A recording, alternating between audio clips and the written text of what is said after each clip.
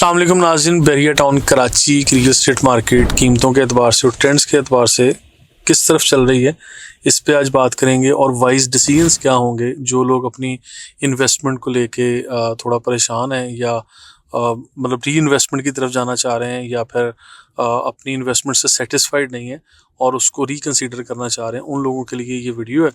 और सबसे पहले ये बताता चलूँ कि अभी जिन लोगों ने प्लॉट्स लंबे अरसे से बहरिया टाउन कराची में होल्ड किए हुए थे, उन लोगों के लिए खुशखबरी है कि बहरिया टाउन में प्लॉट्स की कीमतें अल्हम्दुलिल्लाह अच्छी ग्रोथ के साथ अच्छा इंक्रीमेंट लग रहा है। आप लोगों को अब यानी कम कीमतों में प्लॉट्स बेचने की ज़रूरत नहीं है। अभी आप लोगों को ये तवज्जो हासिल कर रहा हूँ कि इस टाइम आप लोगों को अपने प्लॉट्स के लिए बेहतरीन किस्म की कीमतें मिल सकती हैं, लेकिन इसमें शर्त यह है कि आपने जल्दबाजी का फ़ैसला नहीं करना।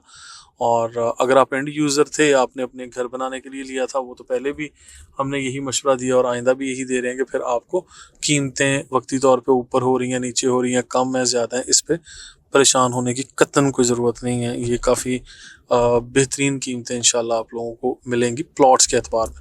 अच्छा, जब भी देखें डीएचए हो, बहरिया टाउन हो या ओवरऑल पाकिस्तान की रियल एस्टेट को जब हम स्टडी करते हैं, तो जब भी एक डाउनफॉल आता है, ग्राफ लोअर बॉटम पर होता है और उसके बाद फिर अपर बॉटम की तरफ ट्रैवल कर रहा होता है, यानी अपवर्ड्स ट्रैवल कर रहा होता है, तो हमने ये देखा कि सबसे पहले जो प्रॉपर्टीज़ जिनको फ़र्क पड़ता है, जिसकी कीमतों में इजाफा होता है, वो एक ऐसी प्रॉपर्टी होती है जो मतलब प्लॉट की शक्ल में है, यानी जिसके ऊपर कोई आपकी एफर्ट्स बहुत ज़्यादा नहीं लग रही होती। फॉर एग्जांपल आपने उसकी मेंटेनेंस इतनी नहीं करनी, यानी वो रेडी और बिल्ट अप प्रॉपर्टी नहीं है। आप लोगों को इस तरह की ज़रूरत नहीं पड़ेगी कि इसके लिए कोई चौकीदार रखना पड़े या कोई उसको रेंट पर देना पड़े, उसकी कोई यानी मंथली मेंटेन रखने की कोई कॉस्ट पे करनी पड़ रही है या कुछ इस तरह से। ऐसी कोई भी कॉस्ट आप लोगों को पे नहीं करनी पड़ती।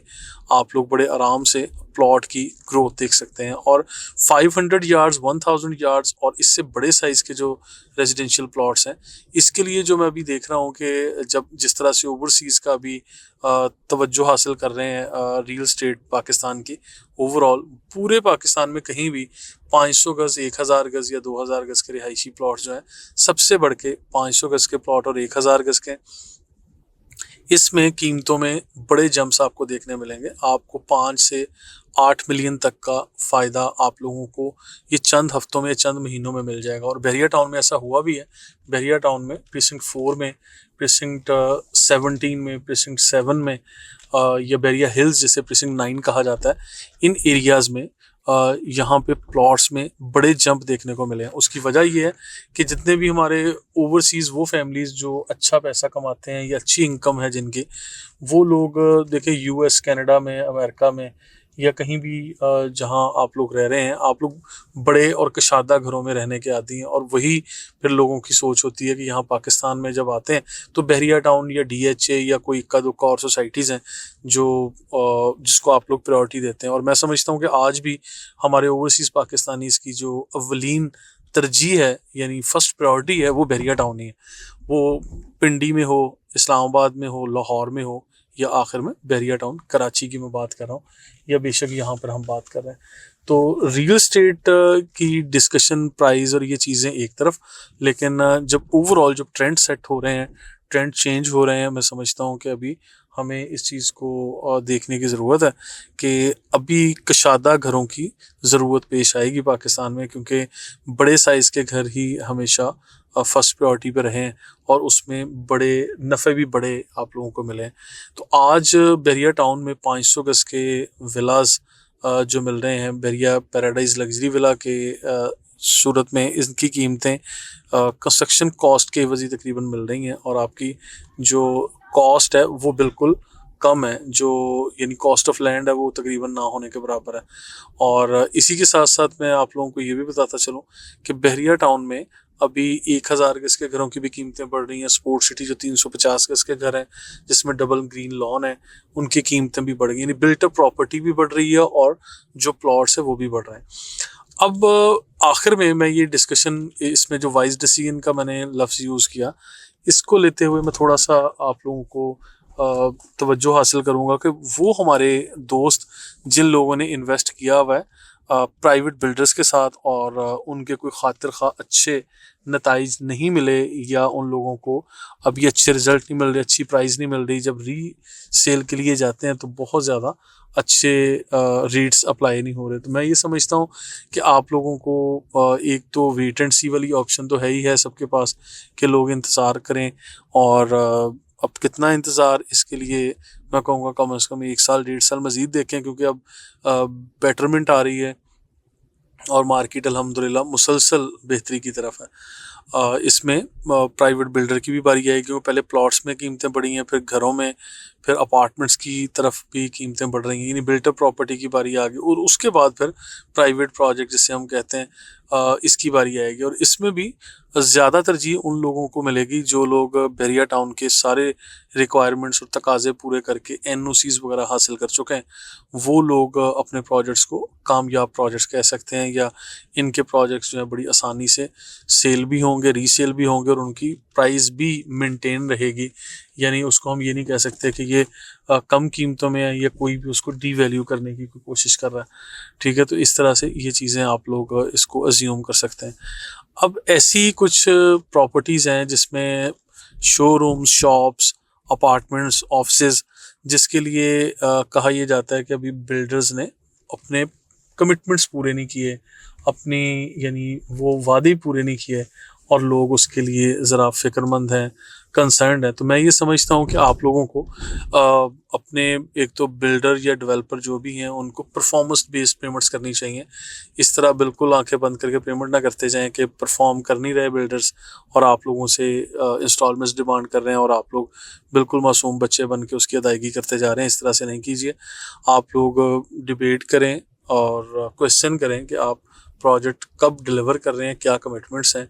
क्योंकि अब अगर इसको रिवर्स मैं क्वेश्चन करूं, हमारे कस्टमर्स भी ये पूछते हैं कि जब कस्टमर डिले कर रहे होते हैं या डिले कर चुके होते हैं बहुत सारी चीज़ों में, तो फिर बिल्डर या डेवलपर क्या करते हैं कि जुर्माने आयद करते हैं बड़े बड़े, या कैंसलेशन की तरफ ले जाते हैं और इस तरह की बात करते हैं। लेकिन जब बिल्डर डिले करते हैं या ज़रूरत से ज़्यादा लिंगर ऑन कर रहे होते हैं चीज़ें, तो उनको पूछने वाला कोई नहीं है। तो ऐसी काफ़ी सारी बहस होती है। खैर, पाकिस्तान में मैं ये समझता हूँ कि जो बिल्डर्स डेवलपर्स की जितनी भी प्रॉपर्टीज़ हैं वो 100% एक्यूरेट टाइम पे डिलीवर नहीं होती। उसमें डिले का जो क्वेश्चन है या एक हम समझते हैं ग्रेस टाइम पीरियड है, उसको कंसीडर कर ही लेना चाहिए, और यही हम सब के लिए बेहतर है। लेकिन फिर भी वो डिले या चीज़ें इतनी हों जो समझ आने वाली हों, ज़रूरत से ज़्यादा भी लिंगर ऑन होती हुई चीज़ें इस तरह से समझ नहीं आती। अभी फर्दर मैं ये कहूँगा कि जिन लोगों ने ऐसे बिल्डर डेवलपर या लोगों के पास इन्वेस्टमेंट कर रखी है, जिन लोगों ने भी किया ही कुछ नहीं है, या जो लोग मतलब अपने प्रोजेक्ट को डिलीवर कर ही नहीं पाए, इस तरह के केस में मैं हमेशा ये कहता हूँ कि वाइज डिसीजन लें।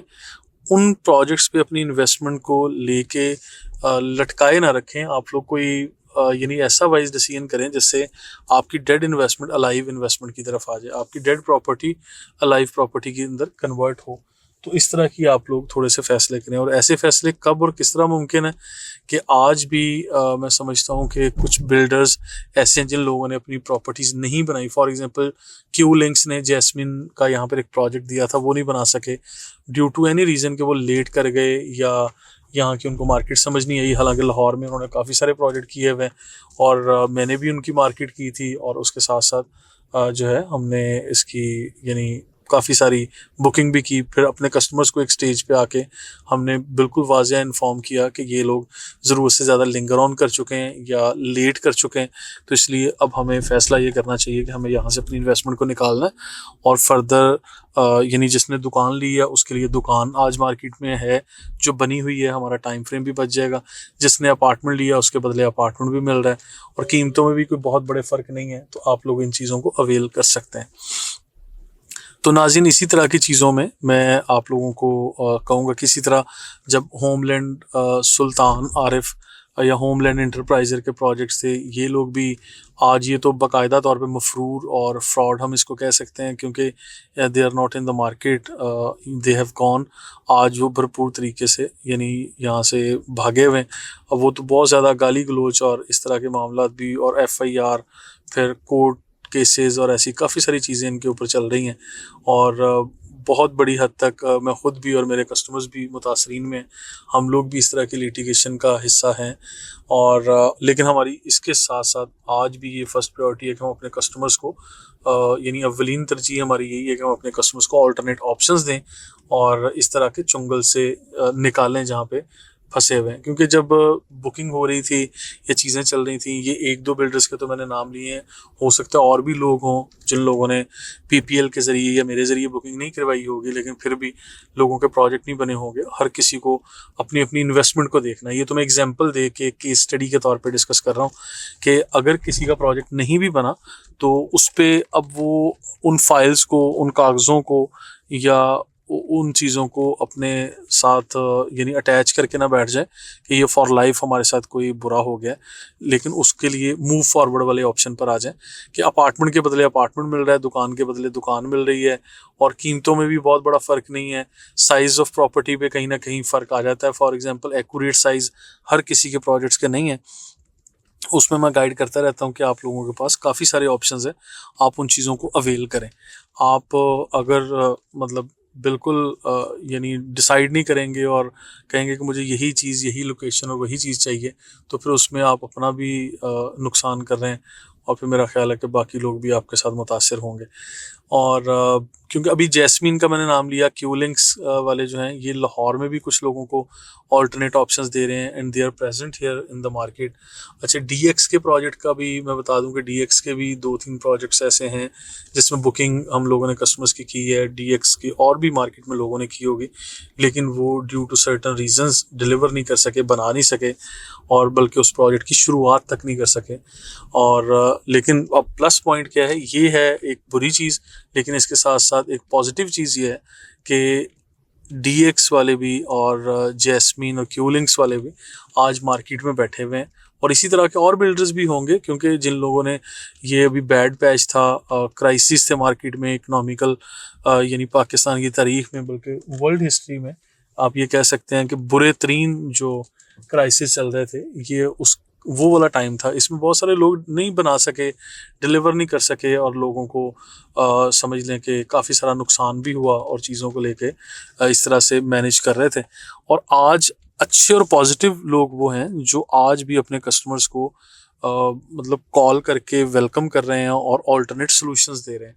देखिए, इन्वेस्टमेंट का जो पर्पज़ है वो 2-3 ही होते हैं, या आपके पैसे बढ़ें और आपको उस पर कोई नफ़ा मिले, दूसरा ये कि आप रेंटल प्रॉपर्टीज़ के लिए कर रहे होते हैं, तीसरा ये कि आप लोगों ने वहाँ खुद रहना है या दुकान की शक्ल में हो तो अपना कारोबार करना है। अगर आज उसमें को 19-20 के फ़र्क से कोई उसका लोकेशन या साइज़ चेंज भी हो रहा है, तो उसको ज़रा थोड़ा इग्नोर करके आप लोग इस पे कर सकते हैं। ठीक है, आप लोग ऑल्टरनेट ऑप्शंस भी ले सकते हैं। तो आज मैं आपको ये कहूँगा कि आज यहाँ पे हमारे पास काफ़ी सारी ऐसी ऑप्शंस अवेलेबल हैं, इसको कंसीडर कर सकते हैं, और आप लोग हमारी टीम से रब्ता भी कर सकते हैं। यही वाइज डिसीजन होगा कि आप लोग अपनी इन्वेस्टमेंट को सिक्योर कीजिए। आज ड्यू टू सर्टन रीजंस बहुत सारे लोग बहुत सारे मसाइल का शिकार हैं, लेकिन आप लोगों को अपनी पर्टिकुलर प्रॉपर्टी को देखना है, केस स्टडी को देखना है, और फिर अपनी इन्वेस्टमेंट को कैसे सिक्योर करना है ये देखना है। और जो आपके 1 साल, 2 साल या 3 साल ज़ाया हो गए किसी ऐसी इन्वेस्टमेंट में, किसी ऐसे बिल्डर की वजह से जहाँ पे बुकिंग हुई और उन लोगों ने काम नहीं किया, आज मैं समझता हूँ कि अगर हमें 100% रेडी, 80% या 90% रेडी प्रॉपर्टी मिल जाए, तो हम ये कह सकते हैं कि हमारा वो वक्त जो ज़ाया हुआ, हम उसे ये कह सकते हैं कि वो ज़ाया नहीं हुआ, हम उसको सिक्योर करने की तरफ एक बेहतरीन फ़ैसला लेने जा रहे हैं। तो ऐसी ऑप्शंस, प्रपोजल्स आज भी मौजूद हैं मार्केट में, इनको थोड़ा सा वर्कआउट करने की ज़रूरत है, रिसर्च करने की ज़रूरत है। और आखिर में मैं हर वीडियो में ये भी दोस्तों को मैसेज देता हूँ कि you must have 5 real estate friends. एक नहीं, कम से कम 4-5 दोस्तों से कीमतों का, लोकेशन का आप जायज़ा लीजिए, मशवरा कीजिए, और उसके बाद आपकी अपनी एक राय बने और आपकी अपनी एक ओपिनियन हो, एक सोच डेवलप हो, और उसके मुताबिक आप फैसले कर सकते हैं। मज़ीद इन्फॉर्मेशन के लिए you can follow us on social media. Thank you so much.